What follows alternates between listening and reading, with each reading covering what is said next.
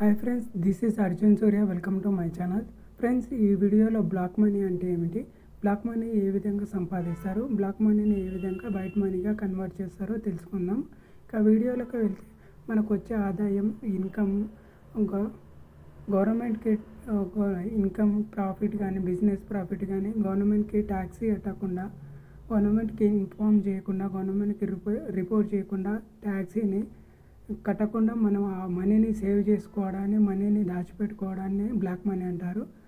Black మనీని వివిధ రకాలుగా సంపాదిస్తారు. కరప్షన్ ద్వారా సంపాదిస్తారు, అదేవిధంగా ట్యాక్స్ ఎగ్గొట్టడం ద్వారా సంపాదిస్తారు, ఇల్లీగల్గా సంపాదించడం, డ్రగ్స్ అమ్మడం, అదేవిధంగా మనుషులని ఎక్స్పోర్ట్స్ ఇంపోర్ట్ చేసి వాళ్ళ అవయవాలను అమ్మడం, అవయవాలు తీసుకోవడం, అవయవాలని ఇల్లీగల్గా అమ్మడం, చిన్నపిల్లలని, అమ్మాయిలని ఎక్స్పోర్ట్ ఇంపోర్ట్ చేయడం, అమ్మాయిలతో వ్యభిచారం చేయించడం, ఇలా అమ్మాయిలని వేరే కంట్రీకి అమ్మేయడం, వాళ్ళతోనే వ్యభిచారం చేయించడం వంటివి ఇల్లీగల్గా సంపాదించడం, దీనిని బ్లాక్ మనీ అంటారు. ఉదాహరణకి ఒక వ్యక్తి బ్లాక్ మనీని ఎలా కన్వర్ట్ చేస్తాడంటే, అతనికి రెస్టారెంట్కి 900 మంది వస్తే రిసిప్ట్స్ 1000 రిసిప్ట్స్ చూపిస్తాడు.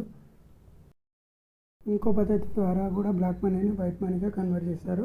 అదేంటంటే బ్లాక్ మనీ, ఈ విధంగా ఫేక్ రిసిప్ట్స్ ద్వారా బ్లాక్ మనీని వైట్ మనీగా కన్వర్ట్ చేస్తారు. నెక్స్ట్ ఎన్జిఓ ద్వారా ఎన్జిఓకు మనీ ట్రాన్స్ఫర్ చేసి ఆ ఫేక్ మనీని, బ్లాక్ మనీని ఎన్జిఓకు సహాయం చేసినట్టుగా చూపిస్తారు. దాన్ని బ్లాక్ మనీ నుంచి వైట్ మనీగా కన్వర్ట్ చేయడానికి ఇది ఒక అవకాశంగా వాడుకుంటారు.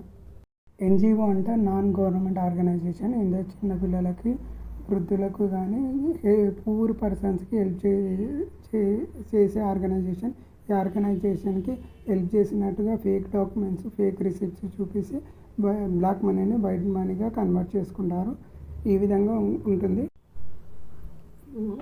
బ్లాక్ మనీని వైట్ మనీగా కన్వర్ట్ చేయడానికి ఇంకో మార్గం ఏంటంటే గోల్డ్ని కొంటారు. ఫ్రెండ్స్, బ్లాక్ మనీ ద్వారా గోల్డ్ని కొంటారు. వేరే కంట్రీలో దుబాయ్ లాంటి బంగారము ఎక్కువగా ఉన్న దేశంలో బంగారాన్ని కొనుక్కుంటారు. ఆ బంగారాన్ని అదే దేశంలో గోల్డ్ షాప్ అతనికి బంగారం అమ్ముతారు. అలా బంగారాన్ని డబ్బుగా మారుస్తారు. వచ్చిన బంగారం నుంచి వచ్చిన డబ్బుని వీళ్ళు వేరే కంట్రీస్కి, వేరు దేశాలకి, వేరు బ్యాంకులకు పంపిస్తారు. ఆ బ్యాంక్ ఈ విధంగా ట్రాన్స్ఫర్ చేసిన మనీని డిఫరెంట్ కంట్రీస్కి డిఫరెంట్ టైమ్స్లో విత్డ్రా చేసుకొని వాళ్ళు వాటి ద్వారా కార్స్ కానీ, మొబైల్స్ కానీ, ఎక్స్పెన్సివ్ పర్చేస్ కొనుగోలు చేస్తారు.